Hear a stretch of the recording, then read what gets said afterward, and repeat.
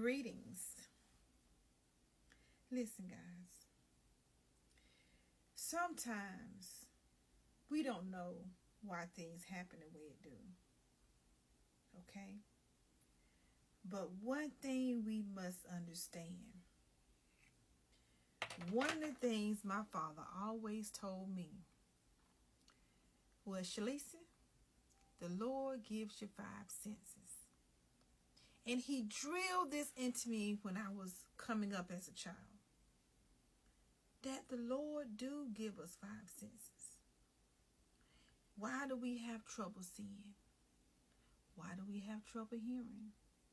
Why do we have trouble feeling things? Why do we have trouble tasting things? Why do we have trouble smelling things? Now, granted, sometimes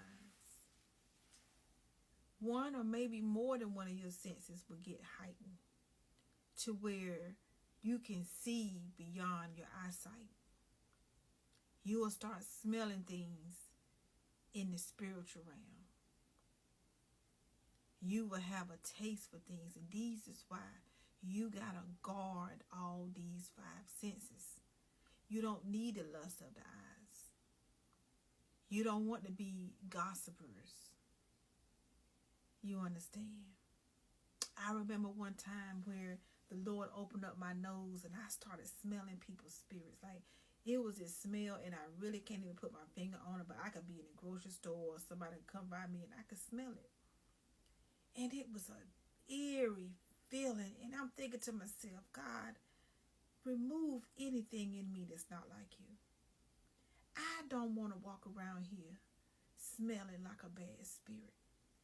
I want to be free. So you must ask yourself, Lord, I want to be free. I want to be free in my mind, my thoughts. See, I truly believe that's one of the first battles that a true believer of Jesus Christ go through. That's the battle of the mind. Because you can have all these thoughts just racing, going like a yo-yo all day long, bouncing, bouncing, bouncing, bouncing. And then you can talk to people. Then their mindset is so far way away from you, not even under you, but way away from you, that you say to yourself, God, it's nobody but you that gave me this wisdom. So then the question becomes, what are you going to do with your heightened sense? What is God saying when you start hearing beyond the wall? When you start hearing voices and you're listening to people conversations and they're not even talking? What about tasting food that is not even in your room? You're having a different taste for things. You gotta put all your 5 senses up under subjection, because the enemy is using your 5 senses to overtake you. You understand? Don't you know people will walk around and make you look bad just to make themselves look good? Don't you know people will literally lie on you and distort the truth and just say the most just to plant a thought of something bad in a person's mind? I'm not understanding people. I'm not moved by what a person do for me. I'm not moved by that, because the enemy can do things too. And you can be so fooled to think that, they're not like how another person may have viewed them. But I'm going to tell you something.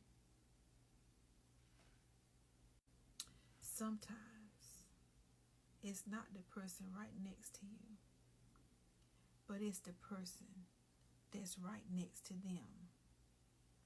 What are you saying? A person don't have to be right next to you in order to have access to you. They can be the person that's next to the person that's next to you. Let that sink in and put it in the comments if you know what I mean.